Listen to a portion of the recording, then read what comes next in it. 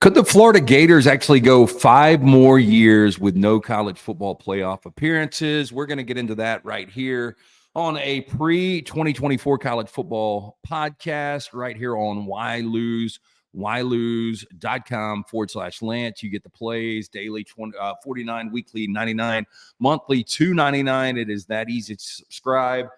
We are getting ready for college football, fresh in from SEC Media Days 2024 in Dallas. Of course, they held it in Dallas because we are welcoming in 2 new teams in Oklahoma and Texas. So quite the week. 16 teams, 16 head coaches. What is that? 40, 24, 64 players. A lot of interviews and a lot of input and a lot of interesting takes on what is going to transpire in the 2024 season. What I want to get into today is what are ceilings and floors for all SEC contenders over the next 5 years. And I've got some criteria that I actually put into this. Coaching stability, very important. Your collective, what that infrastructure looks like right now, the ability to recruit from high school and through the portal in the history. It's something to see these brands do it before. Missouri is one of these teams, which we're going to preview 10 that I'm going to put in the mix that could win, enough games to get into the college football playoff for the next 5 years. I'm not buying Missouri. Maybe this year, coming off 11 wins last year, but I just haven't seen it enough. So kind of my line that I'm drawing it right there is the Missouri Tigers. And a lot of that is just based on the fact that I haven't seen it. I'll give them a lot of credit back in the Gary Pinkel days in 13 and 14, back-to-back SEC championship game appearances in Atlanta. And that 2013 team, if they would have beaten the Auburn Tigers, they would have gone on and played Florida State for the national championship. Those were legit teams. Last year's Missouri team, legit team. It was the first time, though, we've seen Eli Drinkwitz be competitive in this conference. I just don't know if it can continue. But, I'm thinking that on average in the SEC with a new 12-team playoff, I think you're going to see more than likely three losses might keep you out. 2 losses, I think you're in. I think 10 wins will get you in to a 12-team playoff with the SEC brand behind you. And these schedules, a lot of these teams are going to have to play. 9-3 is kind of that Mendoza line right now. Teams I can't make arguments for, again, it's 6 of the 10. I can't make an argument for where Arkansas is right now. Better chance they're replacing coach next year. I can't make an argument for Kentucky. Again, I've never seen it. Mark Stoops has done an incredible job. B+, A- job in Lexington, but I cannot buy Kentucky being a team that's getting into the college football playoff. And I'm talking about over the next 5 years even. Mississippi State, new head coach and Jeff Levy, not seeing it. Again, Missouri, I'm just not buying the brand right now. I know people are extremely high on the Tigers for 2024. And let me go on to tell you, if they don't get into a college football playoff this year with what they've got returning on offense and with that schedule, they're never getting there.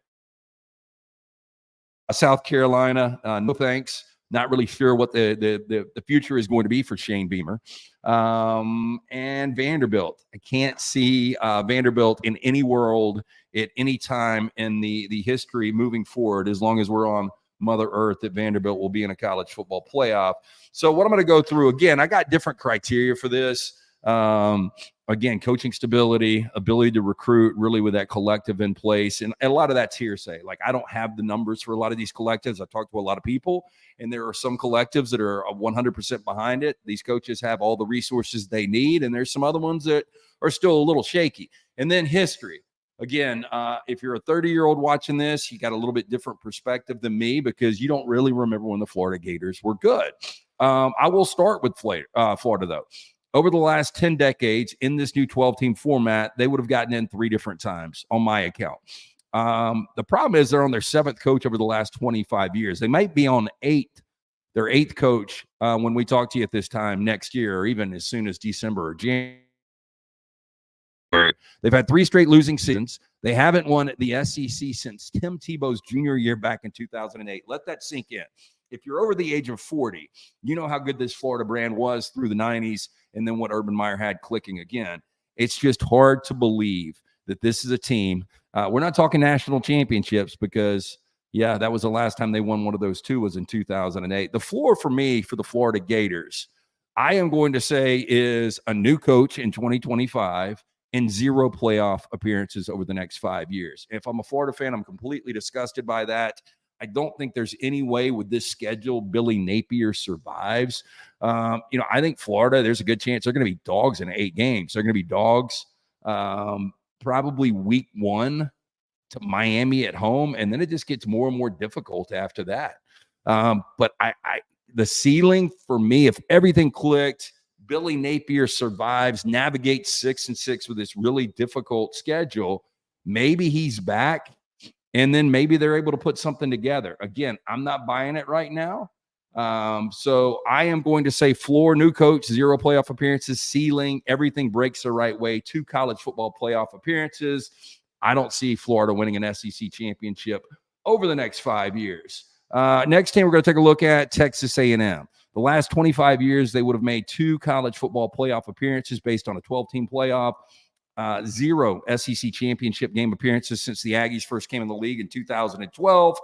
I like Mike Elko a lot. I never was a Jimbo Fisher fan. When they entered the league, their best year was their first year in 2012 when Johnny Manziel had that incredible year. I think Texas A&M at the end of the season was probably the second best team in college football. But you know what? Since that moment, they really haven't done anything. Jimbo had the nice 2020 season where they lost 1 game in the regular season, but it didn't equate to an SEC championship game appearance and obviously not a college football playoff appearance.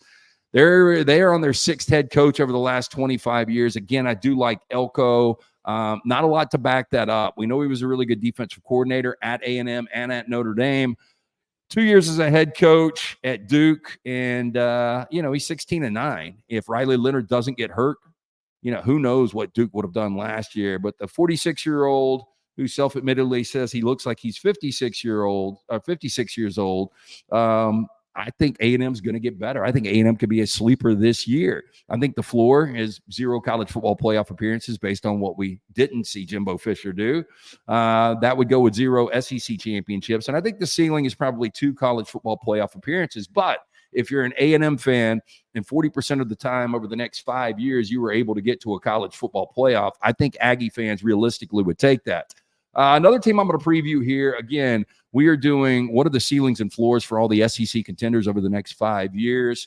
I'm putting Auburn in this mix, and there's a couple of reasons. I've seen Auburn do it before, and Hugh Freeze. I am one of these guys. I'm a big Hugh Freeze fan. I think Hugh Freeze has a really, really good year this year, at least as far as bounce back, and I think over the next couple of years, it could get even better for the Auburn Tigers. Look, they haven't won an SEC championship since 2013, the last time they played for a national championship and lost to Florida State ultimately. They would have been in only one 12-team playoff over the last 10 years. They're on their 5th head coach in the last 17 years. The last head coach, Brian Harsin, was not a fit. I think Hugh Freeze is a great fit. Last national championship was in 2010. This is one of the most amazing statistics in all of college football. The Auburn Tigers have not won 10 games or more in back-to-back seasons since 1988-89. Let that sink in. Since 1988 and 1989. 35 years for the Auburn brand to go back-to-back. And it won't be this year because Hugh Freeze was 6-7 in year 1. I do think they can flirt with 8 or 9 wins, and then I think they can build upon this. The floor, though, is got to be 0 college football playoff appearances. The ceiling, I'll say 2 college football playoff appearances. And I'll say they've got a chance at an SEC championship just because I've seen this Auburn brand every 3 or 4 years really pop up. And I think they've got their best coach since Pat Dye. I'll go on and say it. I think he's better than Tommy Tuberville. Again, ceilings and floors for all SEC contenders. We're only doing 10 of the teams. I don't believe 6 of these programs are in the conversation. Lance is right here. You go to YLose.com/Lance. You get all the plays. $49 for the daily, weekly, the $99, monthly, $299. We're going to be up and ready for all of the college football action this 2024 season. Tennessee's another one of these teams where they haven't done anything. They would have had 1 college football playoff appearance over the last 20 years. They haven't won a national championship since 1998. Now, that college football playoff appearance would have been just 2 years ago where they had every opportunity to get into a 4-team playoff. but they basically shit the bed against South Carolina, got walked off the field, and Heupel has to settle for an 11-win season and no college football playoff appearance. 6 years as a head coach, though, Josh Heupel. I do like this guy. I think he's one of the best play callers as far as head coaches go in college football. He's averaged 9.5 wins in his 6 years. Combination between Central Florida and now in Knoxville at Tennessee. They might have their best quarterback, though, starting his first full season this year in Nico since Peyton Manning. The reviews are this kid could be that good. We shall see. If he is that good, we'll get to the ceiling in a little bit. If he's not, the floor, 0 playoff appearances, obviously 0 SEC championships. The ceiling, I would say a couple of college football playoff appearances and the opportunity with a special quarterback to possibly win one SEC championship. And if you're Tennessee fans, based on what you haven't seen over the last 25 plus years, I think you would definitely line up to take that. This next team, a lot of people are big on this program. I'm just not. But I do think that they're really, really talented this year. What does that equate to? We shall see. But this is Ole Miss, and a lot of people are hyping up the Rebels. They're coming off 11 wins in 2023. That was the most in program history under Lane Kiffin. They haven't won an SEC championship since 1963. This goes back to history. And one of the reasons I really don't believe in Ole Miss, and people can say, hey, look, it's different with Lane Kiffin. Lane Kiffin is a hell of a play caller. I know that.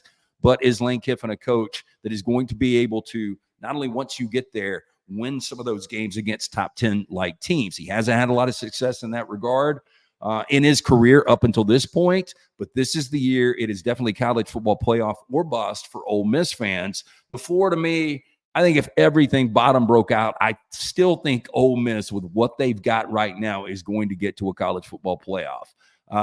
The ceiling, though, for me, if everything breaks right, Lane Kiffin continues to build this thing. It seems like he's got a pretty good collective. You've got a starting quarterback that drives an Aston Martin. So I don't think money has been a problem right now over the last couple of years for Ole Miss.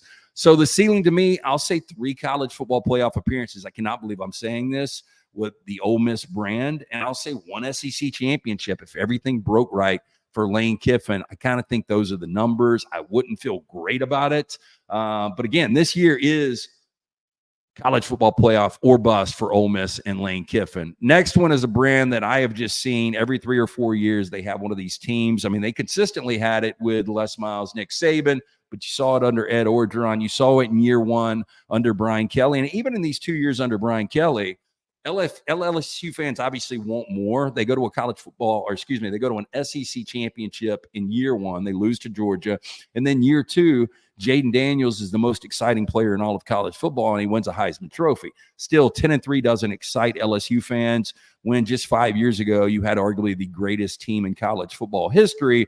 For the last 6 years, double-digit wins, probably 2 college football playoff appearances over the last 5 years. I would say, obviously, in 2019. And then again, I think the team that lost to South Carolina with Hendon Hooker at quarterback, winning 11 games, they would have been in 2022. They haven't won a national championship since 2019, but everybody remembers that. It wasn't long ago. 8 of the last 20 years, they're probably in the college football playoff. And you look at Brian Kelly. He's got his best situation as a head coach. This guy won championships at every level. And even playing for a national championship, undefeated at Notre Dame, obviously we're outclassed against Alabama in that game. Game was over at halftime, but then 2 more 4-team playoff appearances under Brian Kelly at Notre Dame. Now you've got the LSU job. It's one of the premier jobs in all of college football. To me, the floor, and this would be a disaster for Brian Kelly. I would say over the next 5 years, the absolute bottom-out disaster would be 1 playoff appearance and obviously 0 SEC championships. I think if everything breaks right, I think they go to a college football playoff every year, all 5 years, because, again, I think worst case, a terrible year for the SEC, you're getting 3 in, and in most years, I say they get 4 in. Again, LSU's got to go 10-2 to get in, but LSU, they've got the fertile recruiting ground, they've got the collective, they've got the head coach. I think it could all come together. 5 college football playoff appearances. I'll say ceiling 2 SEC championships in the next 5 years and another national championship for LSU. And I think LSU fans probably would sign up for that. Oklahoma, one of the 2 new teams in the SEC. We've now expanded. They're calling it 16 strong in the SEC. Again, just fresh out of SEC Media Days this past week. Just got back this weekend from Dallas.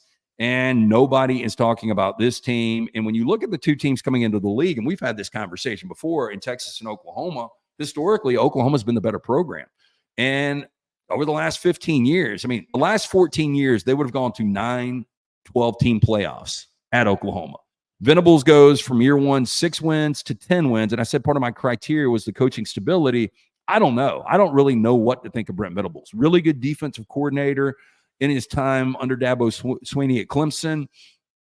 He's got another one of these guys, much like Nico and Jackson Arnold, that could be a generational quarterback. When you send your Heisman favorite right now, according to Las Vegas, and Dylan Gabriel, the most experienced quarterback in college football, to Oregon because you tell him Jackson Arnold is going to be the starting quarterback this year, you must have an expectation that is out of this world for Jackson Arnold.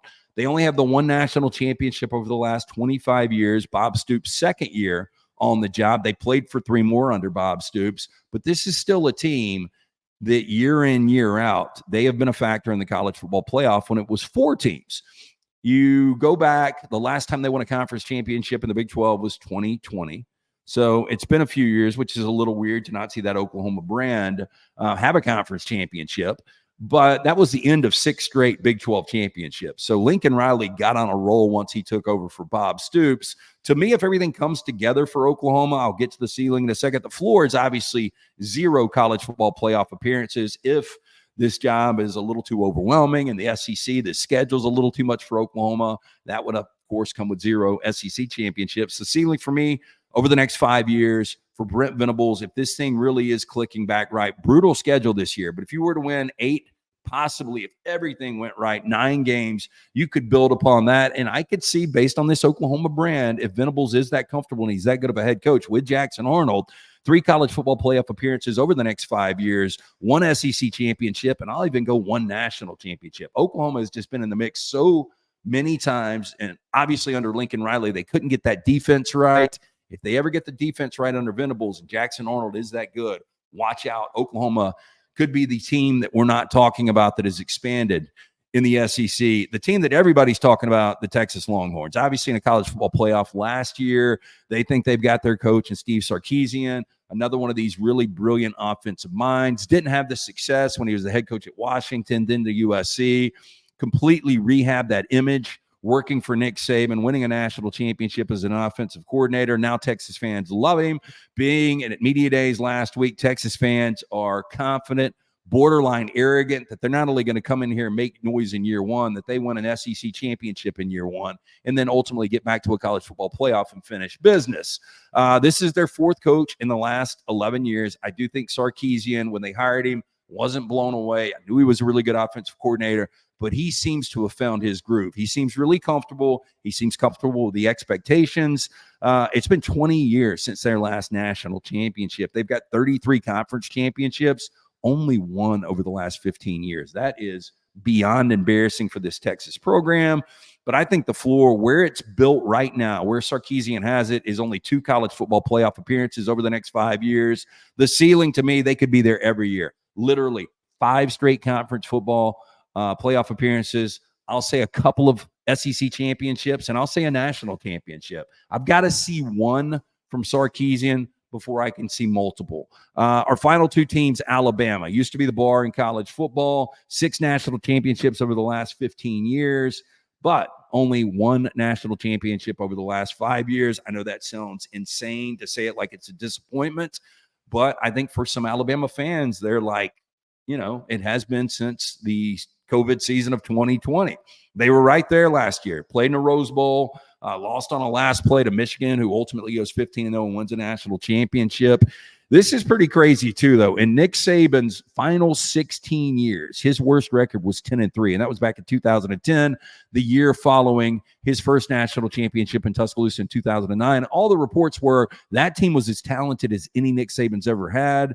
They just weren't focused. They kind of believed that they were that good. They would go through the motions, and, you know, they lost regular season games to South Carolina, LSU, and ultimately an Auburn team that won the national championship.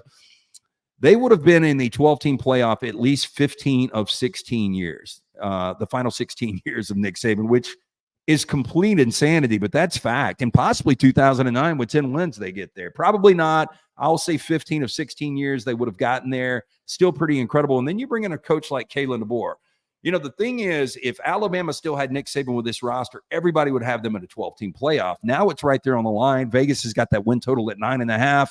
Kalen DeBoer, though, 104-12 as a head coach in college football, 25-3 in the Pac-12 his 2 years as a Power 5 coach. And he plays for a national championship with Washington last year. This is a better Alabama roster this year. Jalen Milroe might not be Michael Penix Jr., but I think Jalen Milroe will hit his ceiling playing for a guy like Kalen DeBoer. To me, Alabama's floor would be 2 playoff appearances over the next 5 years, 0 national championships, which would be a disaster in itself based on the expectation of this fan base. The ceiling for me, though, is every single year. I think Kalen DeBoer over the next 5 years, where this program is right now, can get Alabama to a college football playoff. I think they can win 3 SEC championships and 2 national championships if everything breaks right. That's where the Alabama brand is. I don't see a lot of drop-off from Nick Saban. The big knock on Kalen DeBoer was, can this guy recruit? And recruiting is going extremely well if you keep up with that. Our final team we're looking at, again, what are ceilings and floors for all SEC contenders over the next 5 years? 6 teams I left completely out of the conversation. One team that is now, they are the alpha, the ultimate model in college football, and that's Georgia. They would have been in the college football playoff the last 7 straight years. The last 7 years, they've played for 3 national championships. They've won 2. They are the standard of college football. You know, one of my criteria, though, was coaching stability. And, you know, there's a report out there that Kirby Smart might be getting closer to the end than the beginning of his career, which is kind of crazy because Kirby relatively seems kind of young when it comes to a head coach. He's only been there, 8 years now. But with all that said, I fully expect Kirby to be there these 5 years that we're talking about. The floor for me would be, and this would be a complete bottom out, would be Georgia only getting to 3 college football playoffs over the next 5 years. It's, I think, 1 SEC championship, we'll call it. I can't imagine a world where that's all Georgia gets, but we'll say that's the floor. Things fall apart. Kirby retires early. The ceiling for me is college football playoff appearance, much like Texas and Alabama, 5 straight years. I'll give them 4 SEC championships. I think they could win 4 or 5 where this program is, and I think they could win 3 more national championships, which would put Kirby Smart in rare air. So there you go. What are ceilings and floors for all SEC contenders? We did 10 of them, 10 programs, fresh from SEC Media Days in Dallas. We will continue to give you guys more content right here on YLose campus. Make sure you get ready for college football with us. We are going to have winners for you the entire 2024 fall. Daily package $49, weekly $99, monthly $299. Very simple. Make sure you like and subscribe to this channel, ylose.com/Lance.